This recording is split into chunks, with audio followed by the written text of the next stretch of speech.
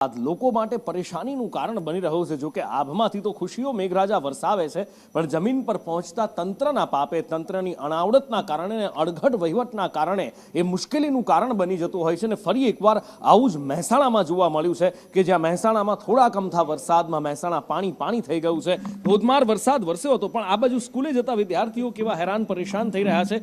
સાથે જ અહીંયા નાના નાના બાળકો ટુ વ્હીલર લઈને નીકળે છે, પોલીસ પણ શું કરે છે એ સવાલ છે। પણ ખેર અત્યારે મુદ્દો સૌથી મોટો વરસાદનો છે કે ઘૂંટણસમાં પાણી ભરાઈ જાય છે, ગોપીનાળાની અંદર પાણી ભરાઈ ગયું છે। બાળકો તો સ્વાભાવિક છે, આવો વરસાદ આવે તો એમને મોજ આવવાની જ છે, પણ આ મોજ ક્યારેક ખતરનાક પણ સાબિત થઈ શકે છે ને થઈ ચૂકી છે। ભૂતકાળમાં આપણે જોયું છે આ મહેસાણાના આ દ્રશ્યો કે ક્યાંક કમરસમાં પાણી ભરાયેલા છે તો ક્યાંક ઘૂંટણસમાં પાણી ભરાયેલા છે। અને વાત મોટા વિકાસની કરવામાં આવે છે, જ્યારે પૂછવામાં આવે તો કે થોડા કલાકમાં વધારે વરસાદ વરસી જાય ત્યારે આવું પાણી ભરાતું હોય છે, પણ સાહેબ વરસાદ રોકાયા પછી આ પાણી ઉતરતું કેમ નથી એ જ્યારે પૂછો તો એનો જવાબ કોઈની પાસે નથી હોતો।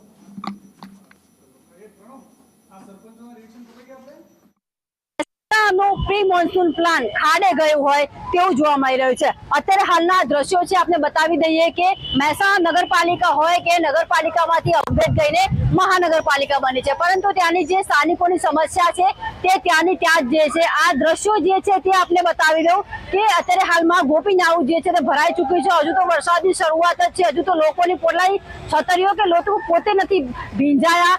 એટલા જ વરસાદમાં આ નગરપાલિકા છે તેનો મહાનગરપાલિકા છે તેની વરવી વાસ્તવિકતા છે એવું લાગી રહ્યું છે। કાકા, ક્યાંથી આવો છો તમે? બેન, અને આ નાળું કેટલા વર્ષોથી આવી ભરાય છે? 2 વર્ષથી ભરાય છે પાણી બેન। 2 વર્ષથી પાણી ભરાય બેન। શું કરો? વરસાદની શરૂઆત છે, વરસાદની શરૂઆત છે તો પાણી ભરાતું નથી બેન। આ પાણી ગમે ત્યાં ભરાઈ જાય પાણી બેન। તો આવા જવા વાળા લોકોને આવા જવાનું તકલીફ પડે છે હમણાં બેન। સ્થાનિકો છે તે પણ કહી રહ્યા છે કે અવર જવરમાં તકલીફ પડે છે। સૌથી મોટી મહત્વની વાત એ છે કે મહાનગરપાલિકામાંથી અપગ્રેડ તો થઈ ગયું છે, પરંતુ પરિસ્થિતિ ત્યાંની ત્યાં છે। પાયલ યાદવ, સંદેશ ન્યૂઝ, મહેસાણા।